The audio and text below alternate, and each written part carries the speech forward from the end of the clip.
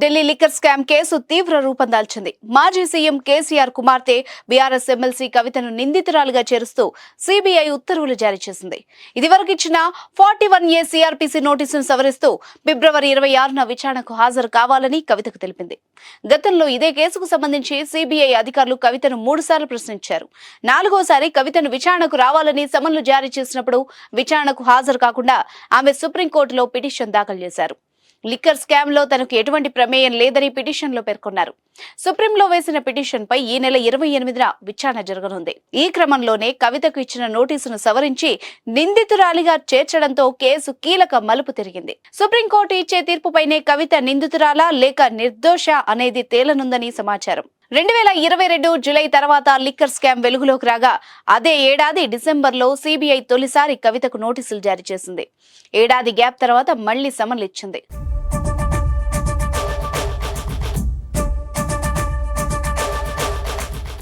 అయితే CBI, ED ఈ scam ను దర్యాప్తు చేస్తుండగా 2022 డిసెంబర్ 11న తొలిసారి కవితను సీబీఐ హైదరాబాద్ లోని ఆమె నివాసంలో విచారించింది.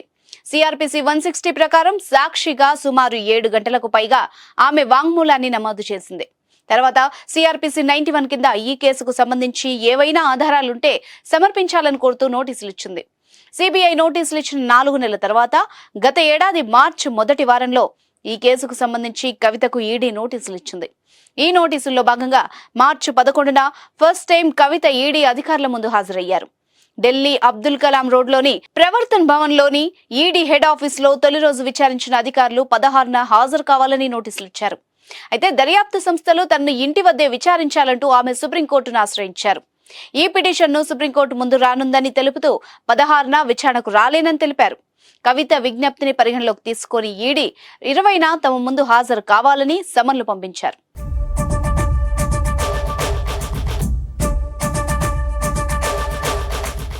20న మరో 10 గంటల పాటు విచారించిన అధికారులు 21న కూడా హాజరు కావాలని కవితకు సమాచారం ఇచ్చారు. ఇలా 3 సార్లు ఈడీ ఎదుట కవిత హాజరయ్యారు. తాజాగా ఈ నెల 16న హాజరు కావాలని ఈడీ నోటీసులు ఇవ్వగా సుప్రీంకోర్టులో తన పిటిషన్ విచారణలో ఉన్న నేపథ్యంలో ఎంక్వైరీకి హాజరు కాలేనంటూ లేఖ రాసి హాజరు కాలేదు. వాస్తవానికి కవితకు ఈ నెల 26న విచారణకు రావాలని సీబీఐ ఇంతకు ముందే నోటీసులు ఇచ్చింది. అయితే గత నోటీసుల్లో ఆమెను సాక్షిగా పేర్కొన్న సీబీఐ దాన్ని సవరిస్తూ ఇప్పుడు నిందితురాలుగా పేర్కొంది. ఈ పరిణామం బీఆర్ఎస్ శ్రేణులను కలవరపాటుకు గురిచేస్తోంది. గత డిసెంబర్లో కవితను సీబీఐ విచారించింది. ఇప్పటి వరకు ఈడీ 3 సార్లు విచారణ జరిపింది. అయితే సీబీఐ విచారణకు కవిత హాజరవుతారా లేదా కోర్టును ఆశ్రయిస్తారా అనే విషయంలో ఉత్కంఠ రేగింది. గతంలో ఈ కేసులో కేవలం సాక్షిగా మాత్రమే ఉన్న కవిత ఇప్పుడు నిందితురాలిగా మారడంతో కేసు విచారణ కీలక మలుపు తిరిగినట్టయింది.